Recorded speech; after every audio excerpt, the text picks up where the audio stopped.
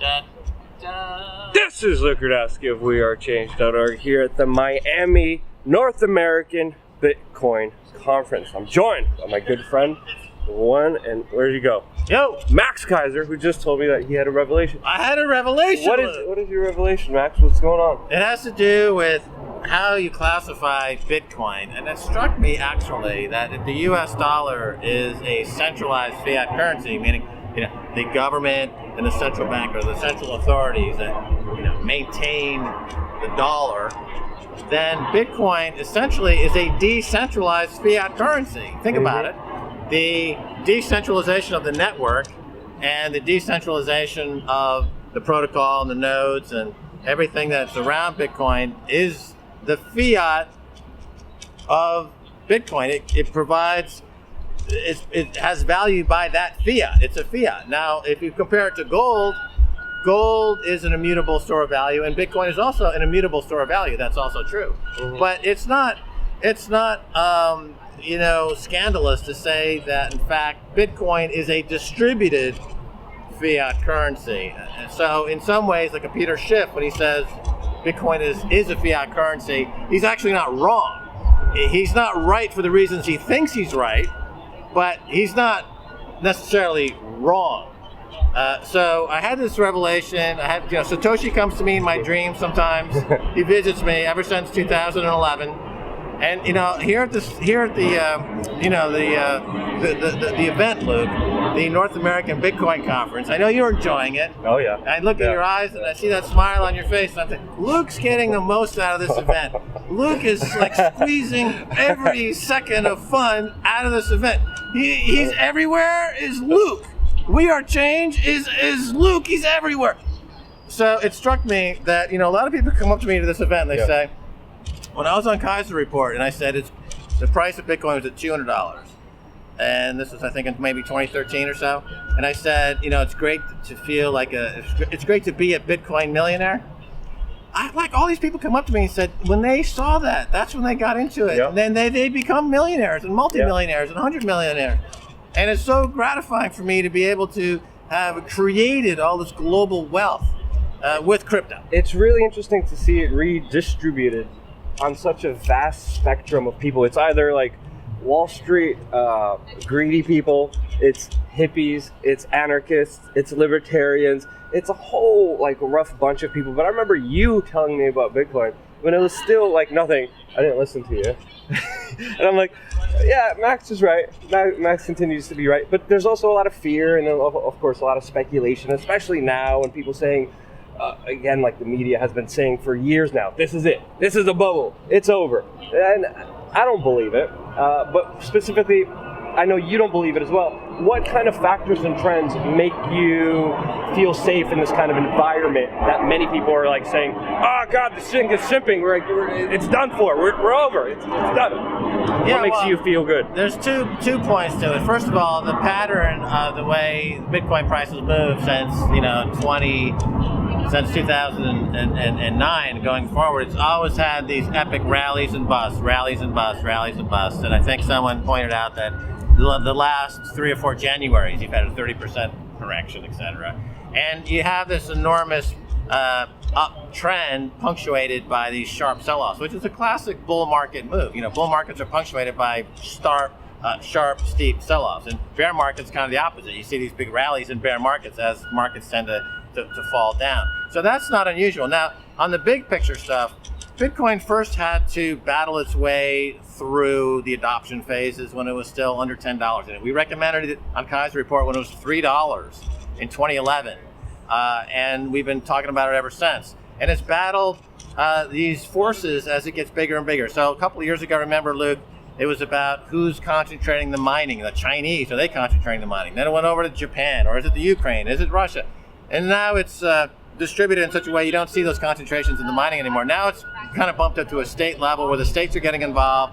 Venezuela obviously wants to bring in some kind of crypto because they've been raped and tortured and murdered by U.S. sanctions, the self-serving economic hitman. Countries that have been economically hitman, as John Perkins writes about in his fantastic book. They see this as a way out, rightfully. So they're trying to bust the sanctions. They're trying to create their own currency, get out of the U.S. dollar matrix. And that's where the battle is now. So can Bitcoin do battle with the central banks, the Bank of England, Federal Reserve Bank? And I think, it's going to do battle. It's going to succeed. These central banks are going to either start buying Bitcoin or perish. That's their choice. They don't have any other choice. The controversy with Blockstream and Bitcoin versus Bitcoin Cash is being resolved. I see Maxwell, top Blockstream guys now moving over to Bitcoin to be more or less a full-time developer. All that FUD around Core and Bitcoin is nonsense. Bitcoin Cash, there's room for it. I don't think it's. I think it's a distraction more than anything else. Yeah. Bitcoin has to. It's just another thing Bitcoin has to fight. Yeah. It's Bitcoin Cash. Yeah. One last thing that I wanted to talk to you specifically about. Because in this entire space, we are seeing Facebook, the Bank of England. We're seeing even Goldman Sachs talking about implementing their own kind of blockchain technology, their own kind of cryptocurrency. We've seen the Russian government talking about it for a while, but now the Venezuelan government. But at the same time that's happening, we're seeing a lot of kind of push for regulations. Here in the United States, right now, every transaction has to be taxed now. Pretty much made almost every Bitcoin trader a criminal here in the United States. So that to me are the two worrying signs, is seeing the kind of evil forces being like, oh, we got our own crypto now. And then the original crypto and the Bitcoin, they're like, let's tax it to death, let's regulate it to death. And I think this is kind of leading a lot of people to be more pessimistic than normal. Does that also make you pessimistic, or do you see a kind of more optimistic, futuristic, better outcome? What gives me faith and hope is that I know for a fact that we'll have another major bank, could it be Deutsche Bank or another major bank, will go bust. And it will trigger another leg of the global financial crisis. The 2008 crisis was never solved. The creditors were bailed out, and they were given more credit and more money to make the bubble even bigger. Now you've got a debt to GDP ratio bigger than ever in the history of the world, a debt to income bigger than ever in Australia. It's hitting all kinds of epic levels, unheard of, unforeseen, unimaginable.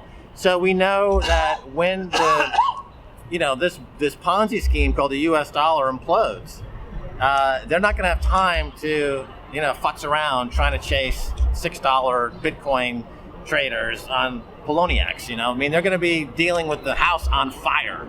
It's like that old that song. He's put this song in the video. Luke, the David Talking Head song, House on Fire. Remember that song? What was it? Fire. I'm bad at music. I barely dance. I'm having another flashback to the 1980s again. It's that acid from grammar school that I took. I used to sell little nickel cartons of milk and acid as part of some experiment back in New York, and I guess I'm just speaking out of turn now. No, it's totally fine. Yeah, no, it's fine. I think that's something that I was told to me. I was talking to about this. The head of Anarchapulco. Mr. Berwick. Jeff Berwick. Berwick has a lot of experience. He knows all about this. Jeff Berwick. He knows a little bit about it. Are you going to Anarchapulco? Of course, 100%. I love it there. It's coming up, right? Yeah, it's a few weeks. So in a few weeks, we're definitely going to be in there. If you like the Bitcoin conference, Miami, that's like for the suits. Yeah. Anarchapulco is for, the real deal. Yeah. I won't be there because I don't think I'm allowed in Mexico now. They claim I'm throwing the election. Oh, yeah, I heard about that. I still don't understand. It's very hard to understand. You're talking about economics and finance. How is the Mexican press connecting you to trying to rig their election? I'll give you the story on this. So we had John Ackerman on our show, who's a noted intellectual in Mexico, who doesn't support, but he writes about Obrador, the guy who's leading in the polls. And I had him on the show, and I said, offhandedly, let's go to our man in Mexico. He's our friend in Mexico. He's a man. He's in Mexico. He's my friend. I said, let's go to our friend in Mexico, our man in Mexico. So the right-wing press in Mexico picked up on that and said, Max Keiser, who's part of the, Putin's propaganda squad, refers to John Ackerman as his puppet in Mexico, his man. Yeah. So they just ran with that and tried to make that into something. Yeah. And of course, I can prove that is propaganda on their part because not a single Mexican journalist, not a single journalist anywhere has contacted me about this quote to find out. You're the only one, Luke.